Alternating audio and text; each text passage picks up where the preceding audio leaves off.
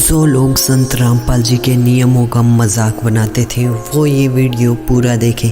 जैसा कि आपको पता है, एक वायरस जिसने पूरे संसार में तहलका मचा रखा है, इस वायरस ने आज हिंदू धर्म के सभी कर्म धर्म को बदल दिया है। पहले लोग विवाहों में हजारों लोगों को बुलाते थे, पार्टियां करते थे, मंदिर मस्जिद में भगवान को ढूंढते थे, अंतिम संस्कार में हजारों लोगों को बुलाते थे और लोग बर्थडे पार्टी बनाते थे, गलियों में सरेआम नाचते थे और भी कई ऐसे व्यसन करते थे जिन पर अब रोक लग चुका है। वही संत रामपाल जी ने इन फालतू नियमों को बहुत पहले ही बंद करवा दिया था। आइए जानते हैं संत रामपाल जी के वो नियम कौन कौन से हैं। ये हमें जी न्यूज़ के पत्रकार सुधीर जी बताएंगे।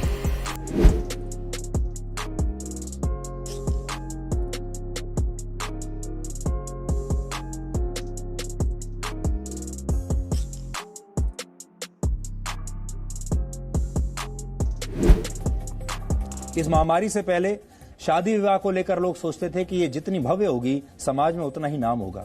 हजारों लोगों को न्योता दिया जाता था।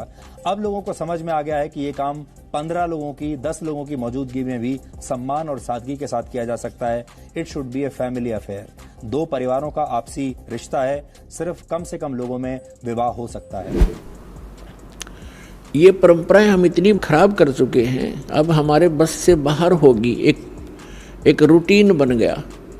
तो भगत ने सबसे पहले इन कुरीतियों से उल्टा हटना पड़ेगा, आपने बैक आना पड़ेगा। समाज को देखकर आप नहीं जी सकते और ना आप भक्ति कर सकते, और इस अनमोल कार्य से आप वंचित रह जाओगे। आप जी ने विवाह करना है, बिल्कुल सिंपल वेत है, साधारण।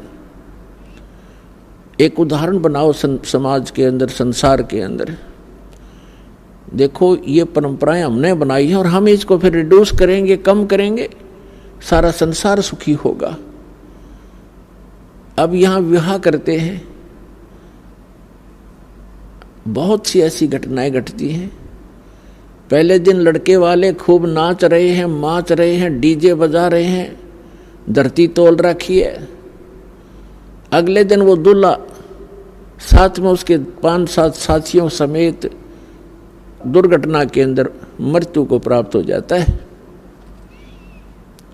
बारात जा रही थी, अब पहले दिन तो डीजे बाज रहे हैं, सब नाच रहे हैं कंजरों की तरह, बहन भी, बेटियां भी, माँ भी, बाप भी, सरेआम। अगले दिन वो मृत्यु को प्राप्त हो जाता है, जिसके ऊपर वो नाच और माच रहे थे। अब टक्कर मार कर रो रहे हैं, अब चाट ले उस डीजे ने, सिर पर धर ले उस दहेज ने। तो पुण्यात्माओं, ज्ञान बिना दुखी हो रहे हम, और ज्ञान परमात्मा बिना हमें कोई नहीं दे सकता, क्योंकि हम गलत लोक में रह रहे। ये लोक बहुत गंदा है, यहाँ कोई भी दूसरे को सुखी देखकर प्रसन्न नहीं, और ये काल की प्रेरणा से है। जब हम भगवान की शरण में आएंगे, हमें सद्बुद्धि मिलेगी और तब हम भगवान से डरेंगे। जैसे हम हिंदू समाज में उत्पन्न हुए और जिन भगवानों की हम पूजा करते हैं, श्री ब्रह्मा, श्री विष्णु, श्री शिव जी को हम, श्री विष्णु और शिव जी की तो हम पूजा करते ही थे। ब्रह्मा जी को वैसे नकलियों ने रिजेक्ट कर रखा था उनकी अपनी सोच से। फिर भी जब आप सृष्टि रचना पढ़ते हो, परमात्मा कबीर जी की बताई हुई, जो दास ने आपको वर्णन करके सुनाई है, उसके अंदर आप देखते हो कि जब दुर्गा जी ने अपने तीनों पुत्रों का विवाह किया, उस समय ना कोई बराती था, ना कोई बाती था, और ना कोई वहाँ पर लाडू जलेबी बकवाद कर रखी थी। सिंपल वे से कह दिया, बेटा या तेरी पत्नी, इसका नाम, ब्रह्मा जी को कहा कि ये तेरी पत्नी, इसका नाम सावित्री है, आप जाइए अपना घर बसाइए। विष्णु जी से कहा कि ये तेरी पत्नी, इसका नाम लक्ष्मी है, जाओ बेटा अपना घर बसाओ। और तीसरे से कहा कि इसका नाम उमा है, और जा शंकर बेटा अपना घर बसाओ। उससे हम इतना सारा संसार उन्हीं से उत्पन्न हुआ। तो पुण्यात्माओं, ये बाद में तो शिव जी की बरात और भूत और प्रेत, ये कोरी बकवास दिखाई जाती है। तो हमने अपनी बेटी को पराई करना है, वचन से होता है।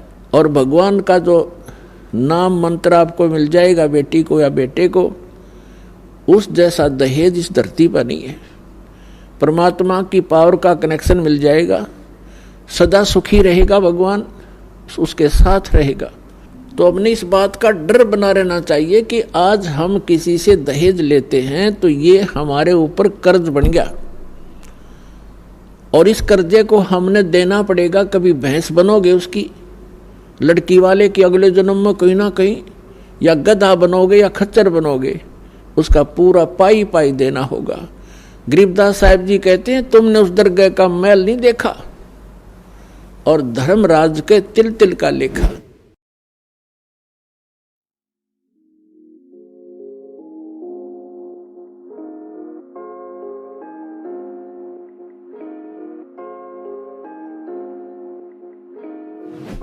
और आपने शायद कभी ये सोचा भी नहीं होगा कि एक वायरस जन्मदिन मनाने के तरीके भी बदल देगा। सबको लगता था कि जन्मदिन अगर नहीं मनाया तो बच्चों की उम्र नहीं बढ़ेगी, बच्चे अपने अगले वर्ष में नहीं कदम रख पाएंगे। जन्मदिन, बर्थडे पार्टी तो बहुत जरूरी है, लेकिन अब लोग शांति से सिर्फ अपने परिवार के सदस्यों के साथ बर्थडे मना रहे हैं। लोग इस बात पर खुश हैं कि उनके बच्चे जीवित हैं और स्वस्थ हैं। सही मायनों में जन्मदिन मनाना अपने बच्चों के अच्छे स्वास्थ्य की कामना करना ही तो है।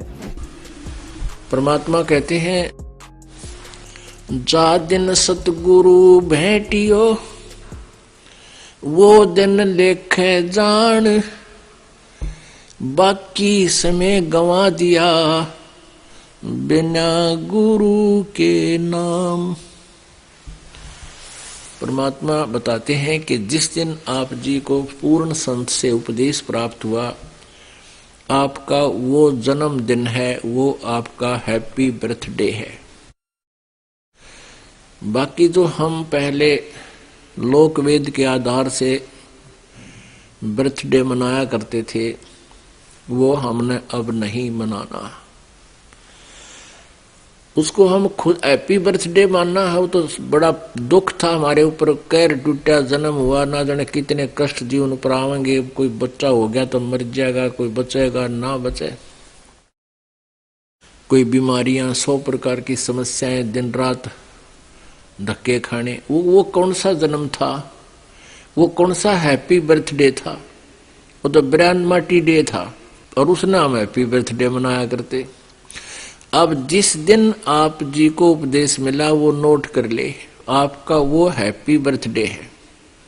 और 100 याद रखे भगवान कैसे प्राप्त हुआ वो दिन, जिस दिन आपकी शरण मिली मालिक। तो आज वो ये दिन जो है अमावस्या वाला, फाल्गुन के अमावस्या वाला दिन, ये वो हैप्पी डे है जो जिस दिन इस दास का उद्धार हुआ। गुरुदेव जी ने उपदेश बख्शीश किया। अब याद आती है उस दिन के महत्व की, आज याद आता उस दिन की महिमा। जे वो ना मिलता वो दिन, ये 17 फरवरी फाल्गुन अमावस्या सन 1988 को इस दास को उपदेश मिला था। आज 23 वर्ष का हो गया ये दास। वैसे शरीर की आयु लगभग 60 वर्ष की होगी, लेकिन असली आयु इस दास की 23 वर्ष है। उससे पहले जो जीवन था वो मनुष्य का नहीं, पशु के तुल्य था। पशु भी वही कर्म करते थे, ये दास भी वही कर्म करता था। और जिस दिन से गुरु मिले हैं, उपदेश मिला है, उस दिन से हमारा जन्म है।